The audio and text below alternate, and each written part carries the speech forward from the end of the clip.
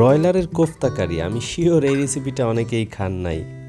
খুবই মজার একটা রেসিপি। এটা পুতুলের সংসারে আজকে আপনাদের সাথে শেয়ার করছি। এর জন্য আমাদের প্রয়োজন ব্রয়লার মুরগির একদম সলিড মাংস, তো যেটা পাওয়া যায় বুকের পিসে।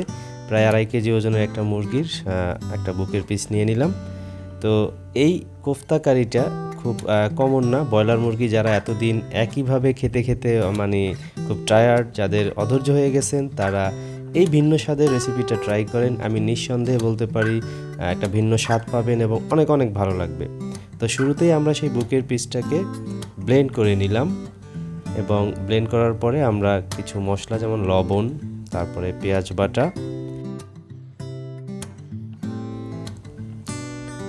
জিরার গুঁড়া, এটা একসাথে হচ্ছে আমরা একটু মাখিয়ে নেব। তো যারা চ্যানেলে নতুন এখনও সাবস্ক্রাইব করেননি, দয়া করে অবশ্যই চ্যানেলটি সাবস্ক্রাইব করে নেবেন এবং অবশ্যই বেল আইকনটি বাজিয়ে দিবেন। হালকা একটু মরিচের গুঁড়ো মাখিয়ে নিলাম। তো এবারে এই মাখানো মাংসের দলাটাকে আমরা হচ্ছে বল বানাবো। এই জন্য হাতে একটু হালকা তেল মাখিয়ে নিলাম যাতে মাংসটা হাতে লেগে না থাকে। তো এভাবে আস্তে আস্তে করে আপনার প্রয়োজন অনুসারে ছোট চিকেন বলের মতো সাইজ বানিয়ে নিন। তো অনেকেই হয়তো শুরুতেই দেখে মনে করছেন এটা চিকেন বল রান্না করা হয়েছে বা চিকেন বল টল এরকম। আসলে এটা চিকেন বল, অর্থাৎ সেটাকেই রান্না করা হয়েছে, এক কথায় কোফতা। এই যে দেখছেন খুব সুন্দর বল বানানো হয়েছে। তো এটার জন্য আমাদের হচ্ছে প্রথমেই ভোজ্য তেল দিয়ে দিতে হবে, তারপরে হচ্ছে পেঁয়াজ বাটা দেব 3 চামচের মতো, এরপরে হচ্ছে জিরা বাটা, এবং ভিডিওটিতে অবশ্যই একটি লাইক দিবেন। লবণ দিলাম, হলুদের গুঁড়ো দিলাম, মরিচের গুঁড়া, গরম মশলার গুঁড়া দিলাম। তো এগুলো দিয়ে একটু ভালোভাবে কষিয়ে নিতে থাকি। এরপর একটু পানি দিয়ে আবার কষিয়ে নেব। তো ভিউয়ার্স, আজকে আমার একার গলা শুনতেছেন, কারণ আজকে আমি বাসায় একা এবং সেই সুযোগে স্ত্রীর হাতের এই মজার রান্নাটা আমি আপনাদের সাথে একাই শেয়ার করতেছি।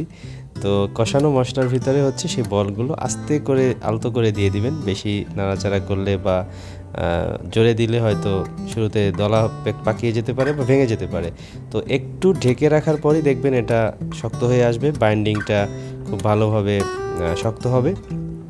তারপরে আপনি নাড়াচাড়া করে এটা উল্টে পাল্টে দিতে পারেন, কোনো সমস্যা হবে না।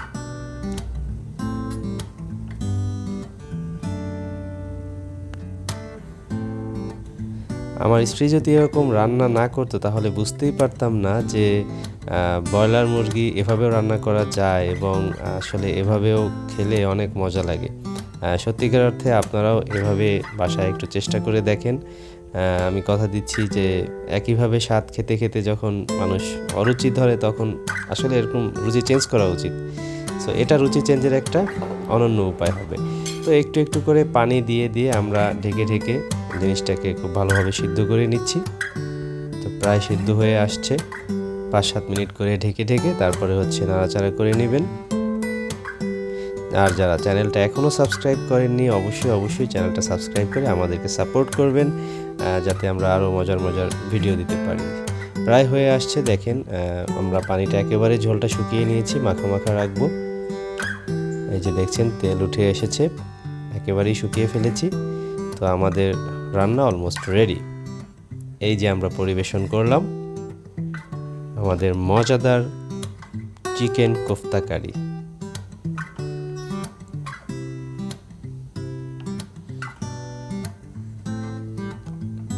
এই যে দেখছেন খুব ক্লোজলি আমরা দেখিয়ে দিচ্ছি কোফতা কারিটা আসলে বলটা কেমন, আসলে কোফতাটা কেমন বা চিকেন বলটা কেমন এবং এর ভিতরের পোরশনটা কেমন।